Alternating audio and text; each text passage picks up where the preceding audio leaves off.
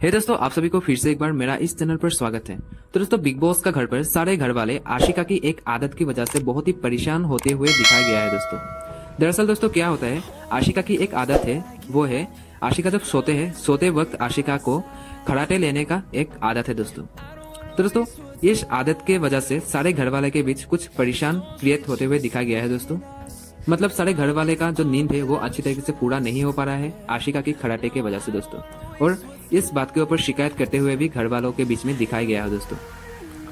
दोस्तों एल्वेश यादव पहले ही बोलते हैं कि आशिका की इस खराटे लेने वाले आदत के बारे में। तो दोस्तों मनीषा यहाँ पर बहुत ही गुस्सा हो जाता है दोस्तों, क्योंकि दोस्तों क्या होता है, जो जिया शंकर है वो जिया शंकर को आशिका के साथ बेड शेयर करने के लिए बोला गया था, लेकिन जो जिया शंकर मुंह पे ये बोल देते हैं कि वो आशिका के साथ बेड शेयर नहीं करेगा।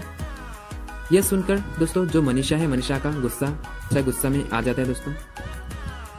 दोस्तों आगे ये देखना बहुत ही इंटरेस्टिंग होगा कि आशिका के साथ किस तरीके से घर वाले सोते वक्त एडजस्टमेंट करेंगे। दोस्तों आप लोगों के लिए आज का वीडियो इतना ही था। Thank you for watching this video.